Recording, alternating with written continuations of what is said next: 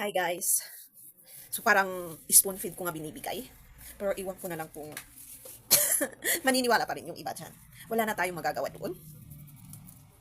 So every process ng awakening enlightenment, may stages, di ba? And parang may nararamdaman kang something sa every chakra, lalong-lalo sa sacral, dito sa baba, sa intimate, private area. Ang ginawa ko is, nung naramdaman ko yung something hit is another ascension ulit, parang dumating na message sa utak ko din, okay, I accept it. Tapos parang may nangyari na nawala yung heat.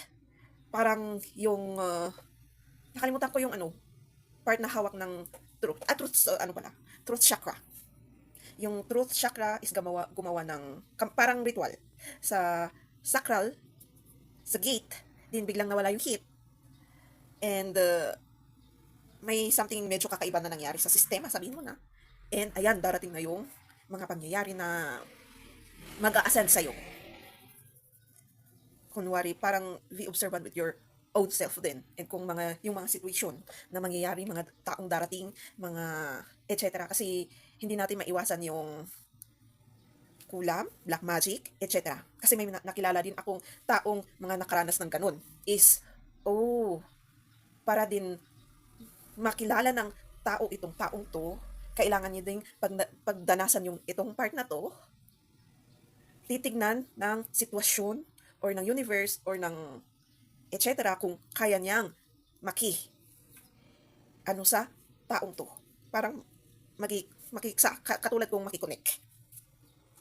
So may nakilala na akong kaya makipag-usap sa akin through beyond more and makiupo. Hindi yung parang uncomfortable, etc. ganito. Parang comfortable, sabihin mo na. I directly ask that person, wow, kaya mo ha?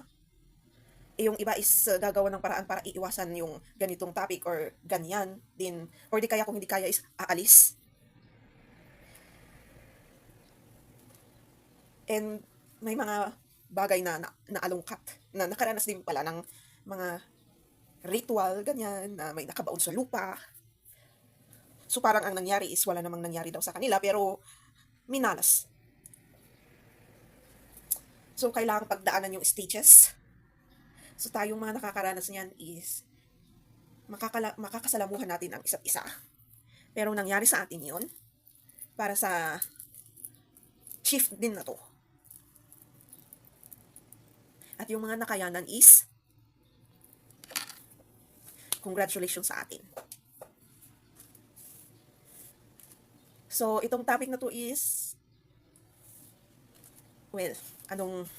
parang ako na nakaranas nung part ng stages na sabihin mo na kung hindi ko nakayanan is magiging spiritual chill or psychosis.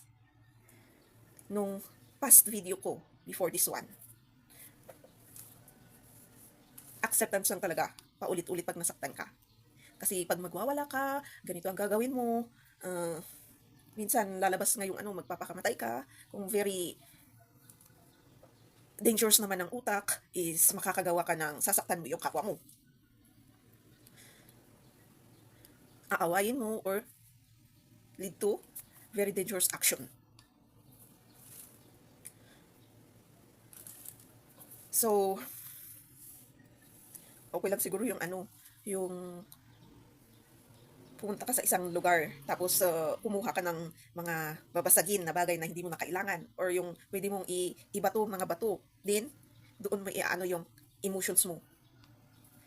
And observe yourself.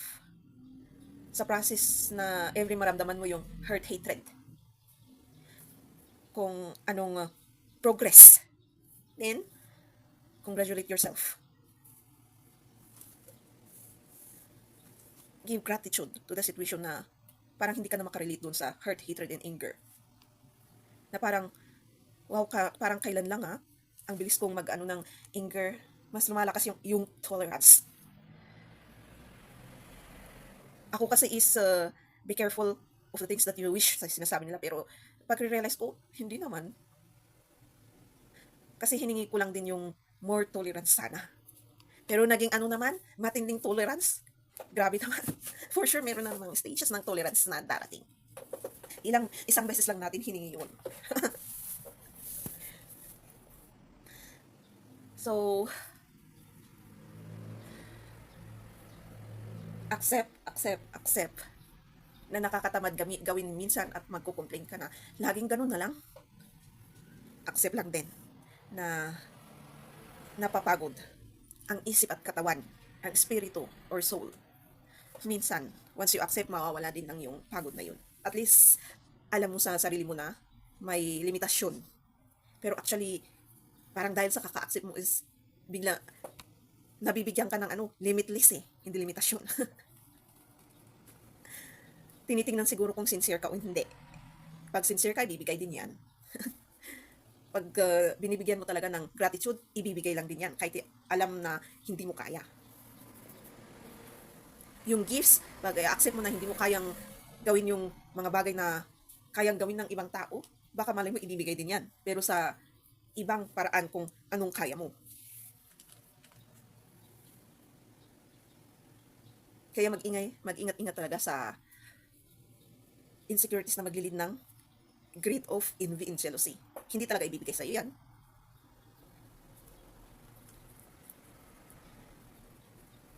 And nabigay ko din sa wallpaper na kung gaano nyo kami or sila, kung ako ang nanonood sa kanila, kung gaano ko, kasi ako ang pinag-uusapan dito na kung anong feeling, parang pinapakita ko dito na observe yourself also. Tignan mo yung progress mo. Kung gaano ko sila pinapaniwalaan.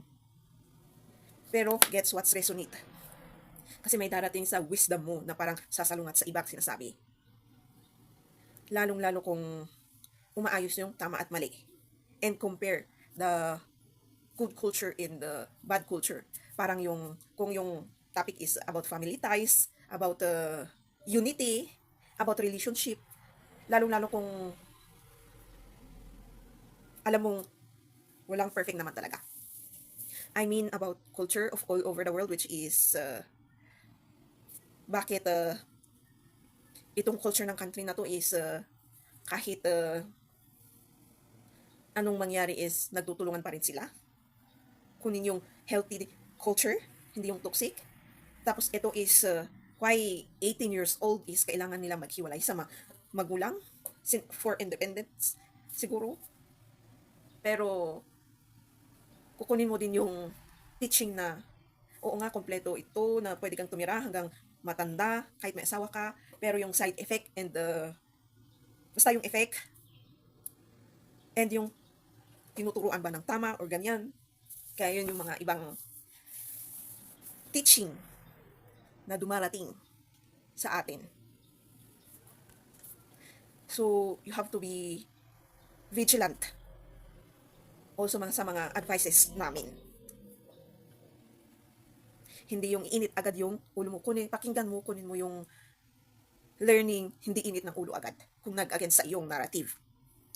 Lalong-lalo kung parent ka, lalong-lalo kung itong status mo, lalong-lalo kung nasa gobyerno. Talagang iinit yung mga ulo nun kung yung topic is nag-a-against sa kanila. Kaya ganyan nila naano yung mga tao. Napapa-stricta na pagtitignan mo naman is kinukontrol lamang. Lalong-lalo ng solar, kung gusto lang naman tayong kontrolin. Na instead, tulungan tayo, lalo tayong ilulugmok sa hirap.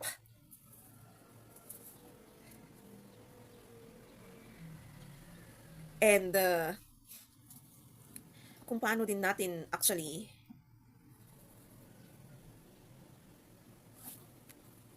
i-accept ang learning sa buhay natin to grow. So, nag-isip pa ako medyo in-stop ko siya kung ano yung next na sasabihin ko. So, andito na ba ako sa spiritual jail or psychosis? Wala. Kung itong message na to, hindi ko naman siya iniisip lagi kung may napansin ako, yun lang. Pero mas lang iniisip ko sa inaatupag ko ito. Kung anong ginagawa ko ngayon sa physical materialistic world, kung paano, kasi mahina siya. Paano na ang upa? Paano na yung bills?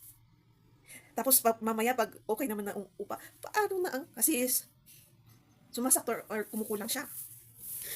Paano na ang stocks kung nakaipon naman tayo ng babawasan ko ba yung pambayad ng upa o hindi? Yung pambayad ng bills. Nakakainis. Nakawala na nga lang tayo sa spiritual. OMG, sa physical naman,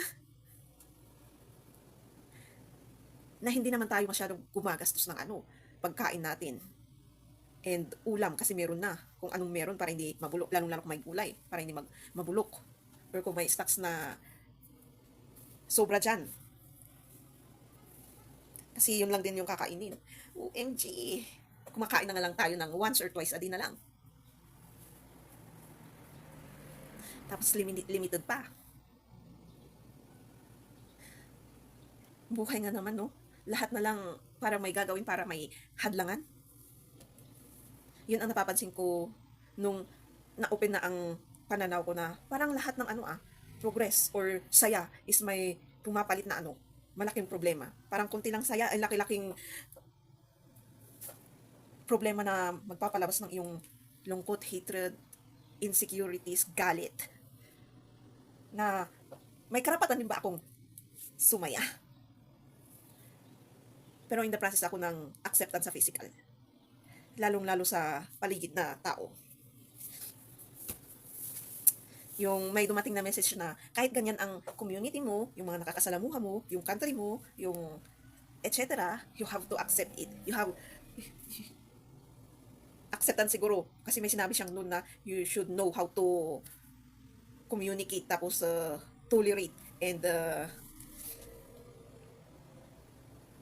makisama. Alam na natin yung tatlong yun, pero yung acceptance in the process tayo. Para baka sa part na yun, they will accept us, di ba? Me. Paunti-unti yan. So, I accept. Parang nung part na yun na nag-tower moment ako is, I accept naman doon, pero parang nasira. Kasi sabi ko, ang galing-galing ng representative nung taga-disappoint eh. Nakakainis. And I'm learning to put boundaries, limitations sa energy kasi nakaka-apekto talaga ang lakas ng negative. So, hindi na nga. Hayaan mo na lang yun. Hayaan mo na lang siya or hayaan mo na lang them. So, ayan. Sa feeling ko ngayon, well, na-accept naman natin. Yung lang part na yung progress and kasiyahan na parang may nag-a-against. On the process pa lang tayo na ina-accept yun. Na-accept na nga lang noon, tapos another stage ata to ng acceptance. Na mas mataas na stage. Na ganun talaga na kaakilap ng process.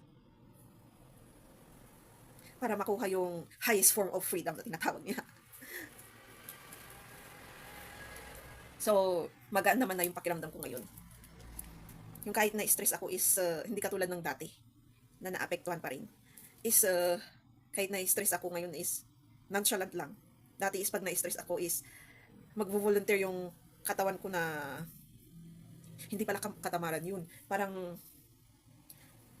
hindi ko maintindihan yung bagay na yun. Pagiging nonchalant pala yun. Yung tatayo ka tapos biglang gagalaw ka, hindi mo alam ang gagawin mo.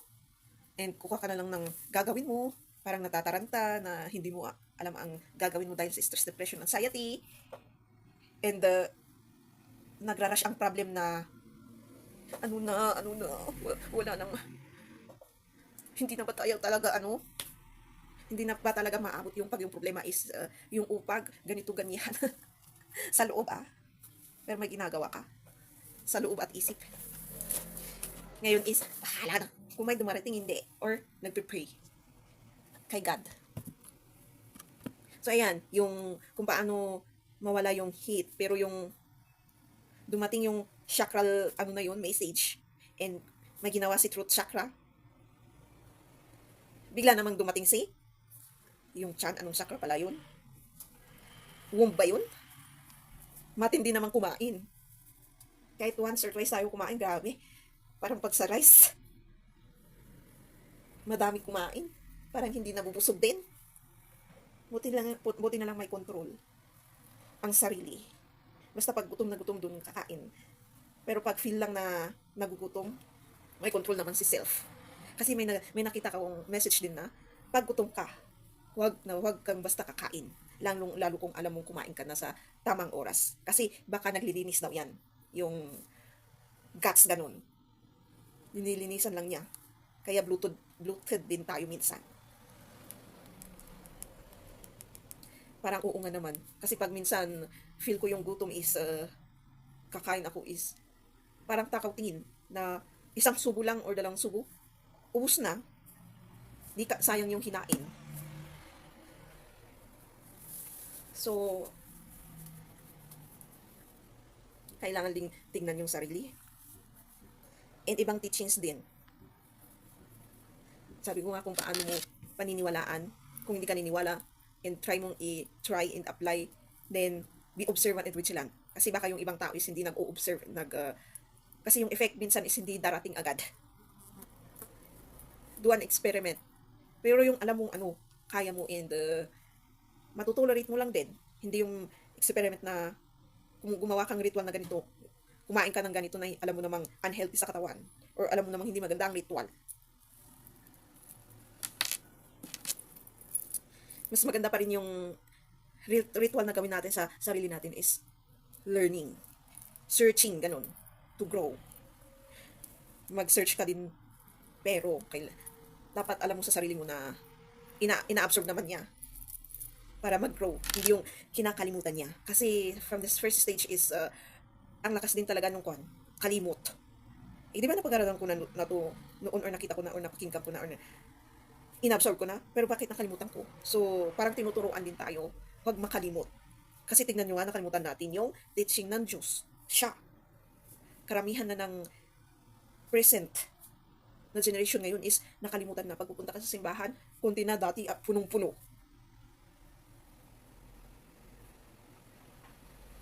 Huwag idamay ang makikita mong ganito, lalong-lalo kung kakaiba yung testimony, sa simbahan, lalong-lalo sa preaching nila. Kasi alam nila yung prophecy. At dapat alam din ng tao na isang tabi yung ganito, lalong-lalo kung nung inamin ko kung sino ako before, sa personal, physical, materialistic business. Kasi actually yun ang ginagawa ko. To respect you as human being, kahit alam kong ganito ka, lalong-lalo kung kilala mo yung tao na itong tao is babae o itong tao is lalaki, pero pag nakakasalamuha mo, hindi yung disgust, kundi respeto pa rin. Ito is ang aga-agang bata na marunong nang magnanakaw, ganun. Ang nakikita mo is respeto pa rin sa taong yun. Nasasantabi na yung mawawala yung judgment na tinatawag natin. Dapat yung mga tao is marunong din magkaton. Lalong-lalo kung kakilala ka nga, ang tingin sa'yo is walang pinatunayan na status sa materialistic world. Dapat marunong, or yung tingin sa'yo ordinary lang, dapat alam isang tabi or i-divide ang hindi magandang pananaw nila. Kasi judgment na po yun. Yung insecurities, judgment po yun, na hindi maganda. Yung envy and jealousy, selfish envy and jealousy, judgment, hindi maganda na judgment po yun. Na baka kayo pa ang ma-judge dahil sa feelings nyo. Kaya maku-question mo, you respect them, but are they respecting you also? Kung ako yun yun yung nasa isip ko. Wala tayong ginajudge na kung sino sila. Pero bakit sila is ang galing nila? Makalait, maka-insulto, judgment po yun. Hindi maganda na judgment. Maka-compare, hindi maganda na judgment. May sa mga comparing na yun, is may tamang gamit po yun. Kung kinakailangan. Minsan doon mo kasi maaawikan yung tao na kailangan mong gamitin si comparison. Para matrigger sila at medyo makontrol yung mga hindi magandang thoughts, reaction,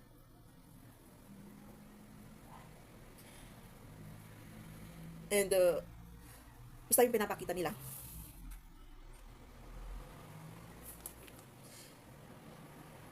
So, depende na lang din kung naniniwala ang isang tao talaga. So, thank you guys. Don't forget to subscribe, click the notification, comment if one, and share, comment din. Kung anong experience nyo dyan sa spiritual jail, or tanong kung nakawala ba kayo sa spiritual jail or psychosis, kung ganito ang experience nyo ngayon, parang ganun. Kung ganito ba ang experience ko ngayon is nakawala ba ako? I will try my best to answer that one. See you again in my next videos.